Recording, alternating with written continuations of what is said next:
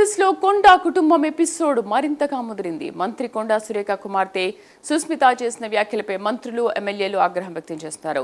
కుమార్తె వ్యాఖ్యలతో తనకు సంబంధం లేదని కొండా సురేఖ వివరణ ఇచ్చిన నేపథ్యంలో ఎమ్మెల్యేలు సీఎల్పీ భేటీ నిర్వహించారు. ఈ భేటీలో ఈ అంశంపైనే ప్రధానంగా చర్చ జరుగుతోంది. సీఎం రేవంత్ రెడ్డిని ఉద్దేశించి చేసిన వ్యాఖ్యలను ఎమ్మెల్యేలు తీవ్రంగా ఖండించారు. పార్టీ అంతర్గత అంశాలను బహిరంగంగా కాకుండా పార్టీ సమావేశాల్లోనే చర్చించాలని అభిప్రాయపడ్డారు. ఈ వ్యవహారంపై మంత్రి కొండా సురేఖ స్పందించాలని, ఆమెపై కఠిన చర్యలు తీసుకోవాలని అధిష్టానాన్ని కోరేందుకు ఎమ్మెల్యేలు సిద్ధమయ్యారు.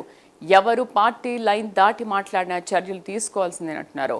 పూర్తి సమాచారం కరెస్పాండెంట్ అజీం లైవ్ లో అందిస్తారు. అజీం, అసలు ఈ అంశంపైన కొండా సురేఖ క్షమాపణ చెప్పాలనే నేపథ్యంలో ఇప్పటి వరకు దీనిపైన ఏమైనా స్పందించారా?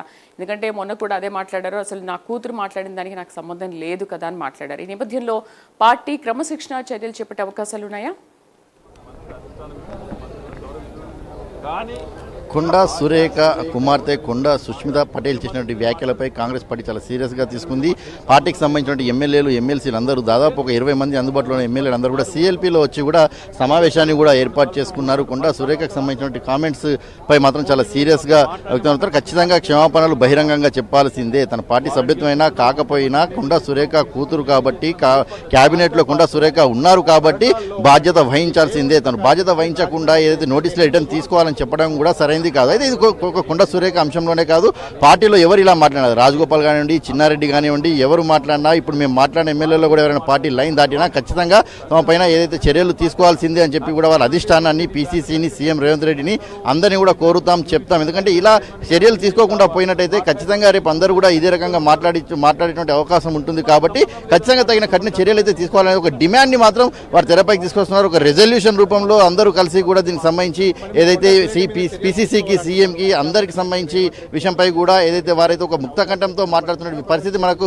కనిపిస్తుంది. సో ఈ నేపథ్యంలో చాలా మంది ఎమ్మెల్యేలు కూడా ఇదే ఒక అభిప్రాయం. అంటే నేనే ముందు రాజగోపాల్ రెడ్డి మీద మాట్లాడాను, చిన్నారెడ్డి మీద మాట్లాడాను, చిన్నారెడ్డి చేసినటువంటి వ్యాఖ్యలు కూడా సరైనవి కావని చెప్పి కూడా వాళ్ళు డిమాండ్ చేస్తున్నారు. సో కొండా సురేఖ విషయానికి వచ్చినట్టయితే అసలు జిల్లాలో ఎక్కడ కూడా వారు పూర్తి స్థాయిలో కూడా ఏ ఒక్క ఎమ్మెల్యేతో కూడా సరిలేరని చెప్పి కామెంట్స్ కూడా చేస్తున్నారు. సో వారితో మాట్లాడించబడింది. ఒకవైపు అంటే బీసీ మహిళా నేత ఉండి తనకు సంబంధం లేదు, తన కుమార్తె మాట్లాడిందని వ్యక్తిగతంగా మాట్లాడారని చెప్పి కూడా సురేఖ చెప్తున్నారు. తను ఇచ్చినటువంటి రిప్లై అలా ఉంది. సో దీన్ని మీరు ఎలా చూస్తారు?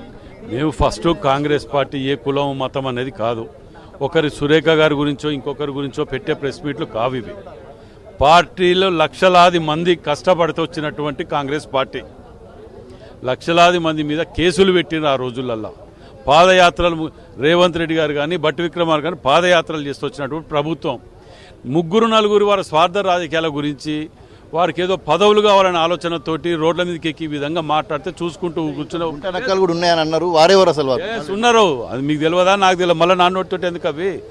అందరికీ తెలిసిన విషయమే. నాన్నోటితో చెప్పేయటం ఎందుకు అవి? ప్రజలకు తెలుస్తుందో క్లారిటీ వాళ్ళ విషయంలో జాగ్రత్తగా, లేకపోతే మీకు తెలియదేమో. అంటే అచ్చా కాంగ్రెస్ పచ్చా కాంగ్రెస్ అనుకుంటూ కూడా సుష్మిత కామెంట్ అండి. వాళ్ళది ఏ కాంగ్రెస్ వాడు చెప్పండి. ఫస్ట్ 5 పార్టీలు తిరిగి వచ్చారు. ఫస్ట్ తెలుగుదేశం వాళ్ళు కూడా, వారు తెలుగుదేశము, తర్వాత కాంగ్రెసు, తర్వాత బీఆర్ఎస్, తర్వాత వైఎస్ఆర్సీపీ, మళ్ళీ బీఆర్ఎస్, తర్వాత కాంగ్రెస్.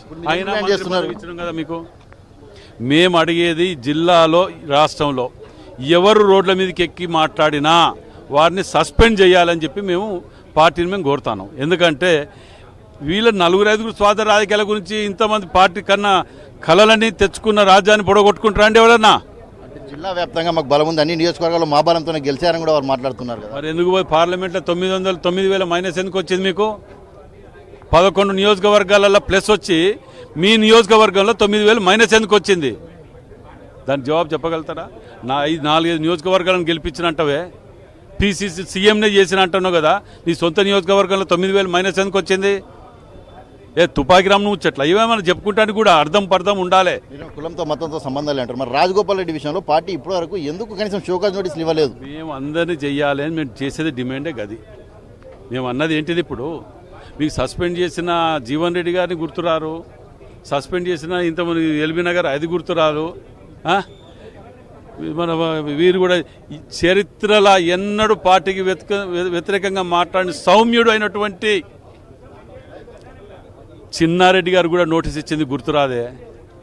ఇది మాత్రం గుర్తొస్తుంది, ఒక్కటి మాత్రం గుర్తొస్తుంది. దౌర్భాగ్యం మాది. చూసారు కదా, ఏదైతే కులాలకు మతాలకు అతీతంగా ఖచ్చితంగా ఎవరు పార్టీ గీత దాటి మాట్లాడినా వారిపై కఠిన చర్యలు తీసుకోవాల్సిందే అని చెప్పి ఈ రోజు జరిగినటువంటి మీటింగ్లో మాట్లాడడం. అందులో పార్టీకి సౌమ్యుడైనటువంటి చిన్నారెడ్డి కానివ్వండి, గతంలో ఏదైతే జీవన్ రెడ్డి కానీ అందరి విషయంలో కూడా పార్టీ వ్యవహరిస్తుంది. సో కులానికి మతానికి తేడా లేకుండా పార్టీ గీత దాటితే రోడ్డు మీదకి వచ్చి ఎవరు మాట్లాడినా వారిపైన కఠిన చర్యలు తీసుకోవాల్సిందే అని చెప్పి మాత్రం కాంగ్రెస్ పార్టీకి సంబంధించిన నేతలు ఈ రోజు డిసైడ్ చేసినట్టయితే నాయన రాజేందర్ రెడ్డి చెప్తున్నారు. శ్రీదేవి.